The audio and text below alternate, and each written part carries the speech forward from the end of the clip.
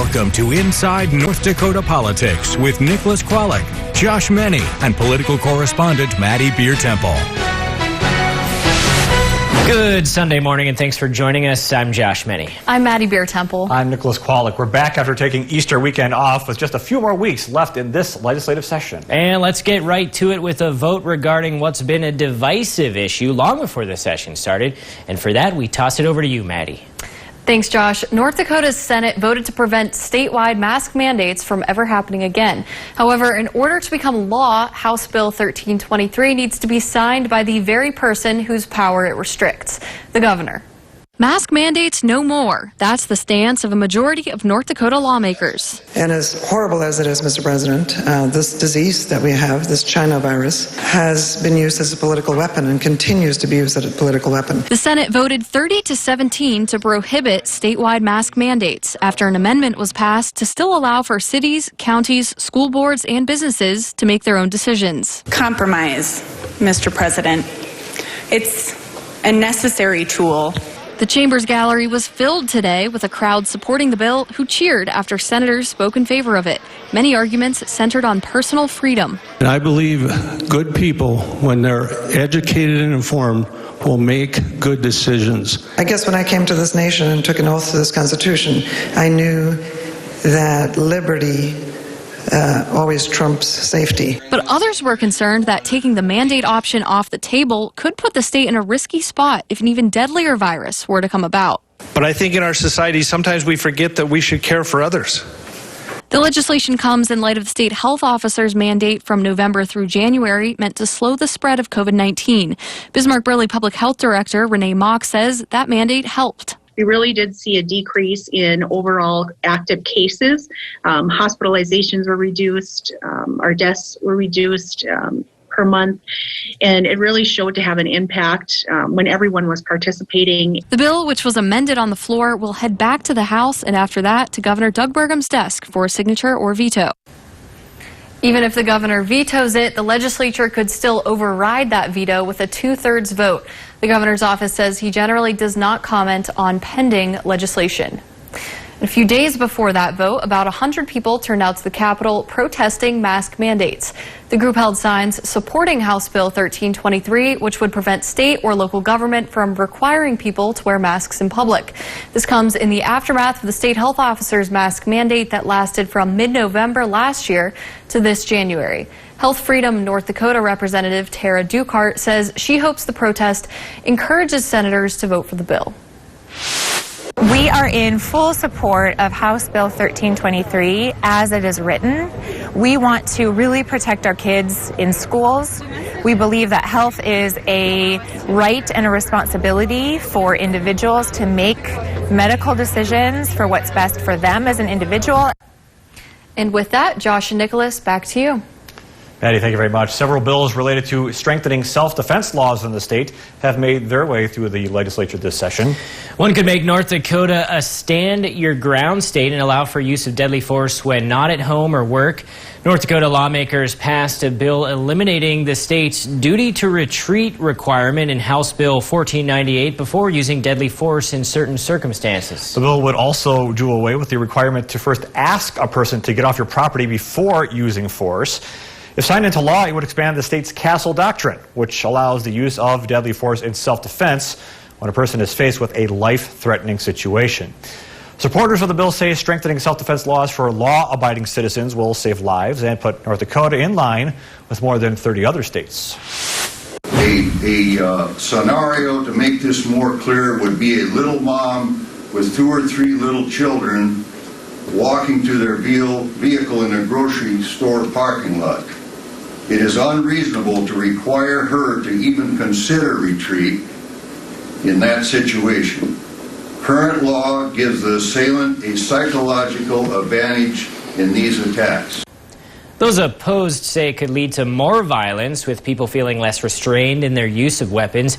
McLean and Sheridan County State's Attorney Ladd Erickson opposes the bill and says it supports the gun industry more than it does safety.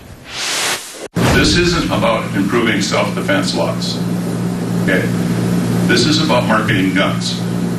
It sells guns. It's not about your laws. We focused back then on basic questions. Under what circumstances should one North Dakotan be able to kill another North Dakotan? And what circumstances should there be accountability for that? And I'm going to stay on those terms here today. Marketing guns is a separate issue to me. The bill passed the House 77-16 in February, and the Senate passed it Thursday with some amendments. It'll head back to the House for approval of those amendments and then to the governor. At the same time, a bill to prevent state law enforcement from helping federal agencies investigate gun violations is facing some backlash. Let's bring it back to Maddie. So, Maddie, tell us about the conflict. Josh, some lawmakers say it protects the Second Amendment rights, while some police chiefs say it hinders their ability to investigate serious crimes. If and when that happens, this bill, should it become law, would say state and local law enforcement will not enforce those federal gun restrictions which exceed North Dakota gun laws. In terms of specific laws to avoid, Representative Rick Becker pointed to H.R. 127, which would require national licensing and registration of firearms, plus any potential executive orders from the Biden administration.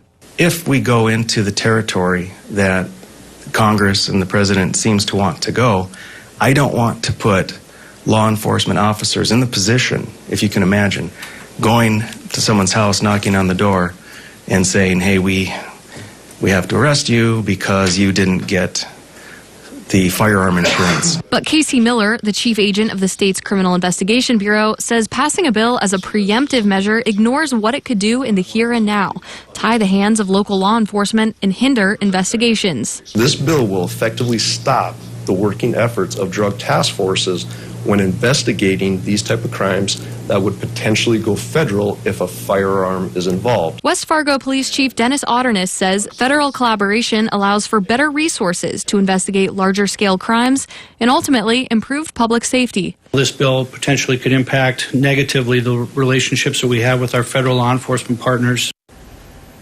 So far, Idaho, Alaska, Wyoming, and Kansas have passed similar legislation. Okay, Maddie, thanks again. A bill setting deadlines on teacher contract negotiations passed the House. It was Senate Bill 2215. It sets a July 1st deadline for teachers and school boards to come to an agreement over contracts. The North Dakota United Teachers Union opposed the bill, saying it limits time at the negotiating table. Right now, there are no deadlines. School board members who testified in favor of the bill said over the past few years, unions have been using delay tactics as leverage in negotiations. They say putting an end date on the timeline creates efficiency and fairness.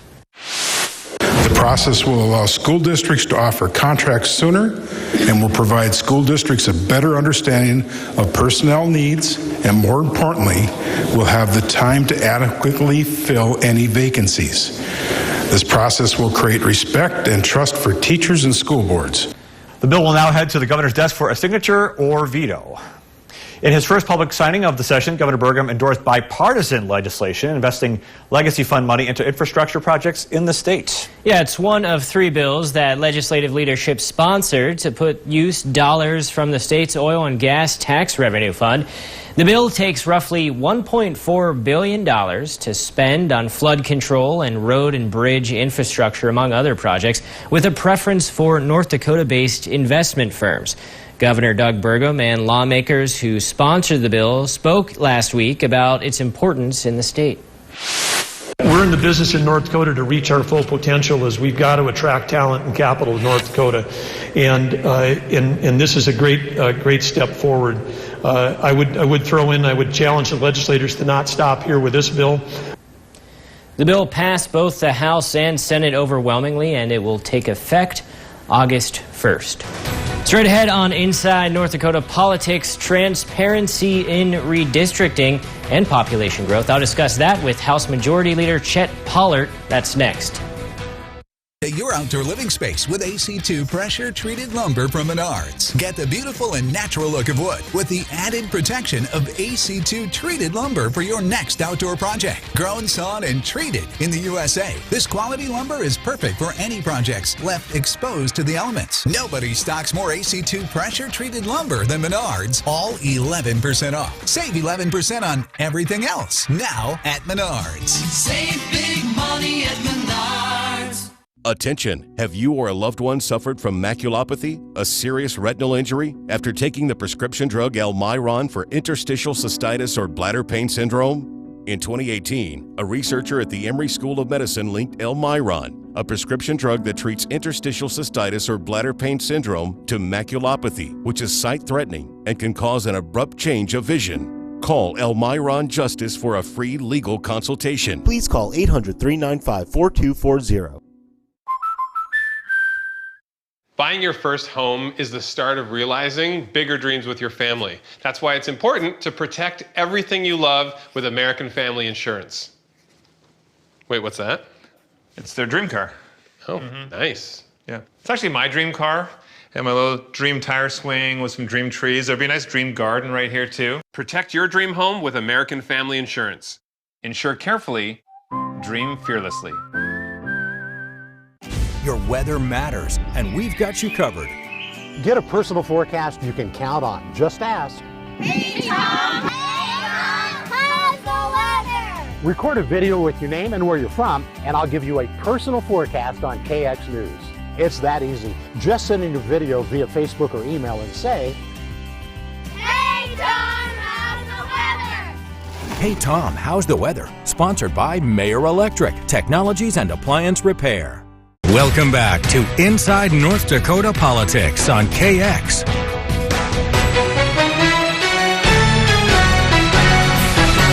North Dakota House Majority Leader Representative Chet Pollard joins us now to talk about redistricting. Representative Pollard, thanks for being here. You bet. Thanks for the invite.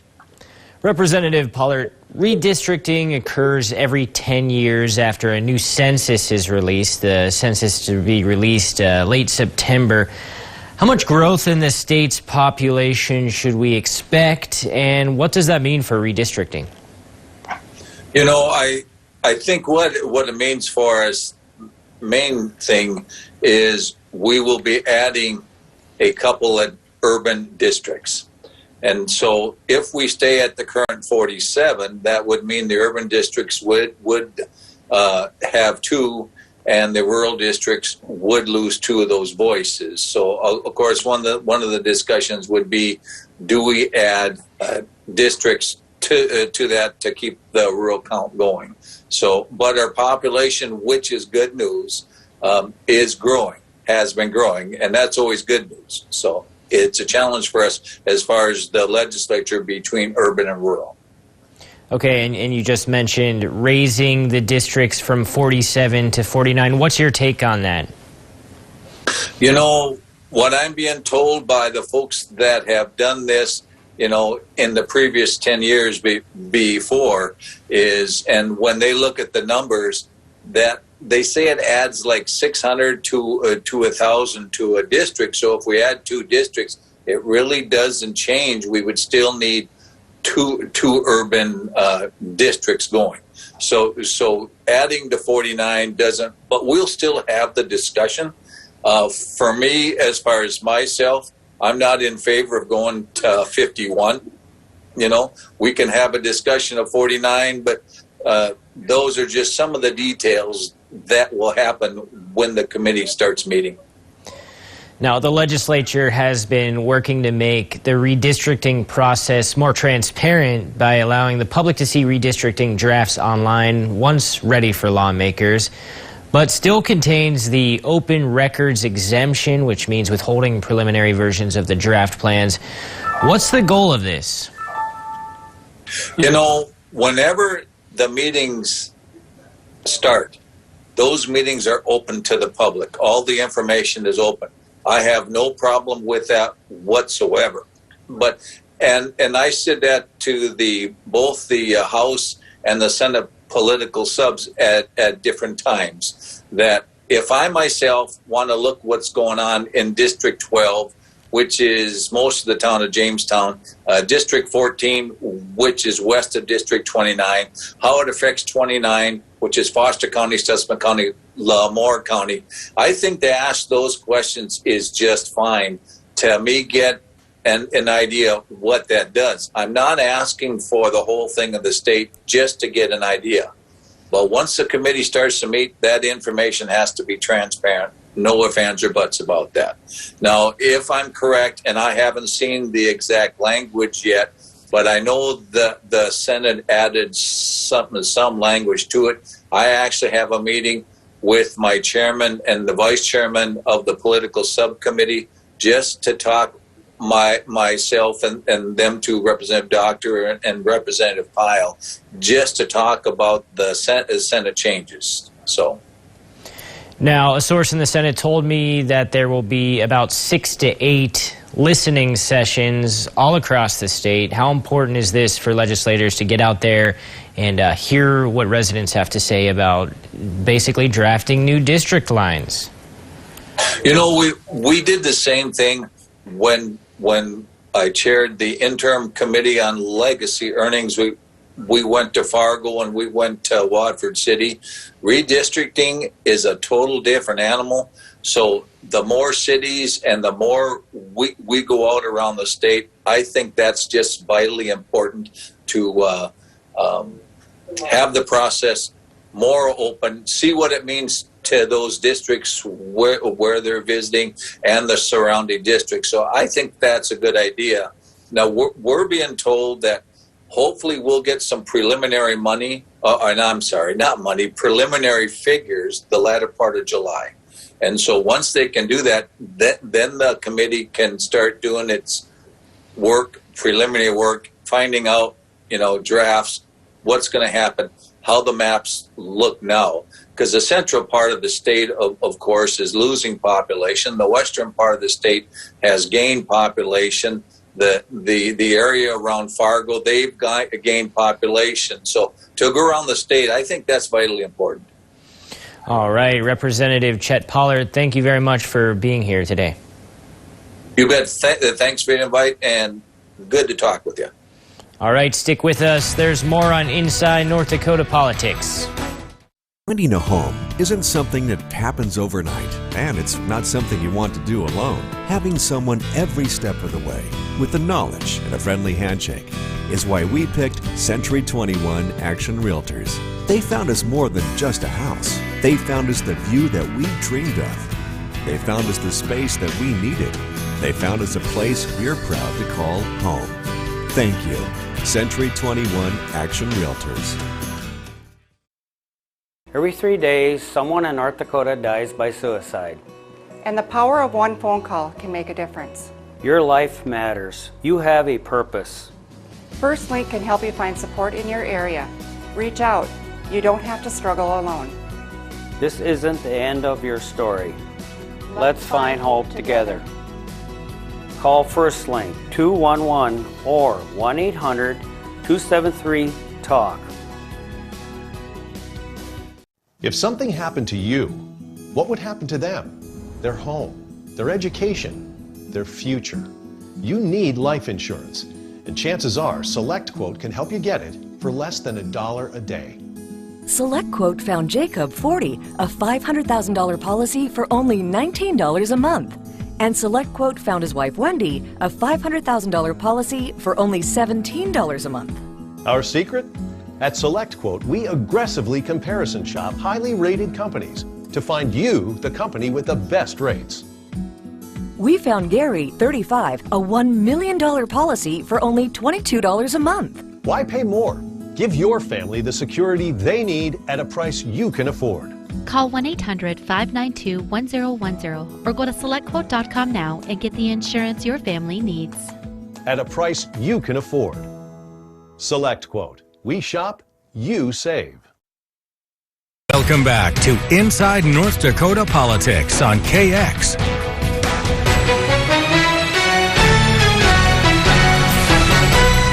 If and when the president orders the use of nuclear weapons, it's vital that everything is ready when duty calls. That's why the Air Force runs simulations to make sure everything is working properly. Carissa Stinchcomb tells us about the hard work going into perfecting the nuclear mission from Minot Air Force Base.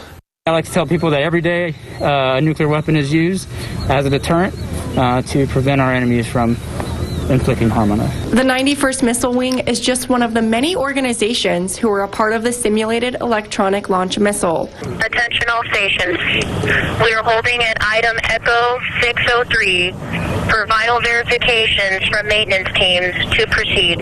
The simulation consists of every step that leads up to an actual launch of a Minuteman III missile. One of those systems that we have is the Intercontinental Ballistic Missile System.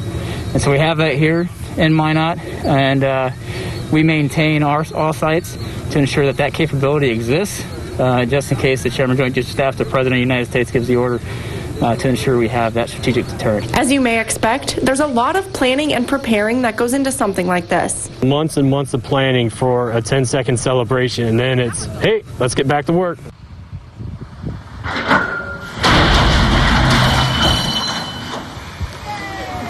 It was awesome. To me, the coolest part isn't the door, but it's seeing all of this, all these people come out here to make it all happen. For many people, this was their first time seeing something like this. Being able to be invited out here as a civilian, a bunch of civilians coming out here, is really assuring that we have some very young but very well trained and reliable individuals with the U.S. military and great leadership, not only here at Minot, but around the country. The last time this site was tested was in 2019. As always, the goal is to protect national security. It kind of shows them that we're doing our job correctly every day, and that if need be, these missiles will work. And it shows to help them that we're here for their protection as well as our allies all around the world. They test the sites every 2 years. Reporting for KX News, I'm Caressa Stinchcomb.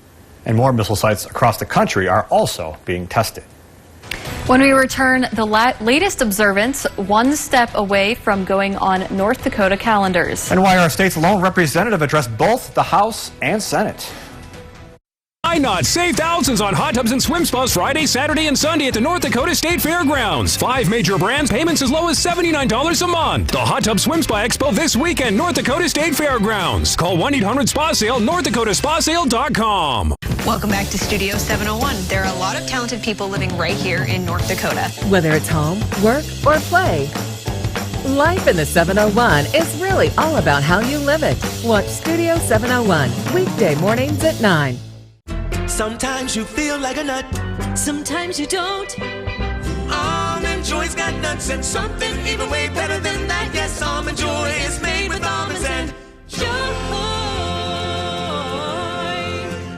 With so many nourishing shades, a color change is easy. Nutrice has 77. From our darkest blacks to our lightest blondes. It nourishes while it colors, plus avocado, olive, and shea. Change a little or a lot. Nutrice, nourished hair, better color. By Garnier, naturally. In America, the future belongs to everyone. So we built the truck of the future for everyone. Ford F-150. With best-in-class available towing and payload and an available interior work surface. It's built to work hard and smart. Because the truck of the future isn't built for a few. It's built for America. Ford F-150. Drive one today.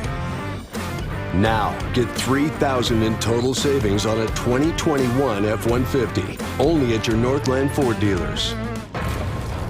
This is an immediate alert from Pintus & Mullins Law Firm. Attention, users of Roundup Weed Killer diagnosed with non-Hodgkin's lymphoma and other forms of cancer. The manufacturer of Roundup recently announced a settlement of more than $10 billion to settle these claims. If you or a loved one were exposed to Roundup and developed non-Hodgkin's lymphoma and other forms of cancer, you may be entitled to a substantial settlement. Call 800-215-7333 now or go to roundupsettlements.com.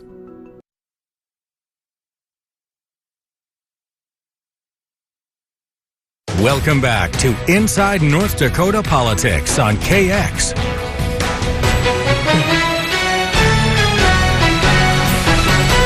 The road for a Senate bill that would implement Native American history into schools continues. Kaya Carrero gives us an update on the bill and where it stands. I can tell you right now, there's parents celebrating all over the state right now. This bill, I think, represents the hopes and dreams and wishes of a lot of Native parents. Senate Bill 2304 will require all public, private, elementary, and secondary schools to include curriculum on Native American history. As some put it, it's been a long time coming. Our tribes were here many, many years before any of my ancestors came to the state. And I want to make sure that my grandchildren and their children going forward have an opportunity to learn about the rich history and the culture that these tribes have provided for us in the past and continue to provide for us in right now and into the future. The bill was passed by the House after previously failing in a tie vote back in March. It was then split into two to be voted on. Division A agrees that tribal history in the state should be included in North Dakota.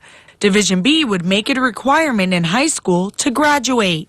There were opponents to including the history, U.S. history component, which is high school.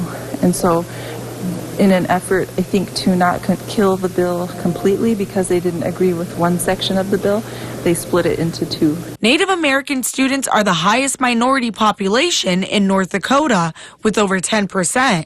They really need to provide culturally responsive practices and strategies in the classrooms so that students can have that connection and so that they will feel more comfortable and included. Lucy Fredericks, who has served as the Director of Indian and Multicultural Education for the Department of Public Instruction, says a bill like this, if signed, wouldn't be a challenge.